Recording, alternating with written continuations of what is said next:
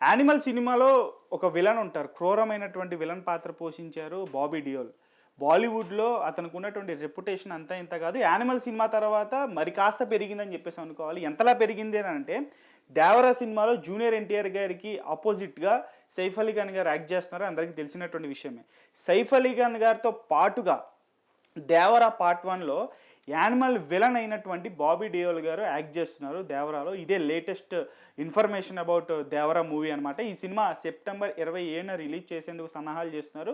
చాలా fast పేస్‌తో shooting జరుగుతుంది. ఈ సినిమా తాలూకు ఫస్ట్ లుక్ దగ్గర నుంచి 'ఫియర్' సాంగ్ కూడా రిలీజ్ అయింది. మంచి రెస్పాన్స్ వచ్చింది. అనిరుద్ ఖచ్చితంగా ఒక బ్లాక్ బస్టర్ ఆల్బమ్ చాలా సంవత్సరాల తర్వాత, అంటే 'గ్యాంగ్ లీడర్' ఆల్బమ్ అంతా బాగుంటుంది, సినిమా బాగోదు.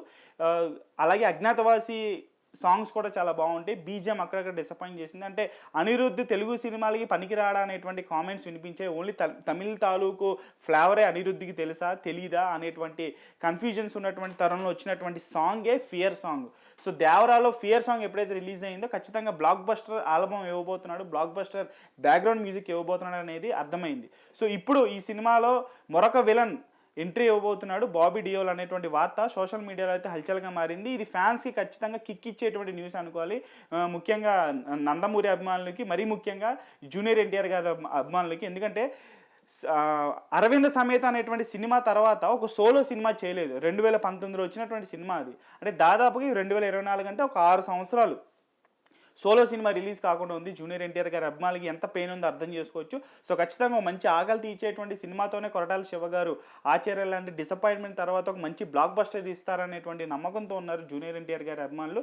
మరి చూడాలి, ఇన్ని స్పెషాలిటీస్ ఉన్నటువంటి ఈ మూవీ, ఒక పక్క జూనియర్ ఎన్టీఆర్ గారు పాన్ ఇండియా వైడ్గా ఆర్ఆర్ఆర్ తర్వాత వస్తున్నటువంటి చిత్రం ఇది.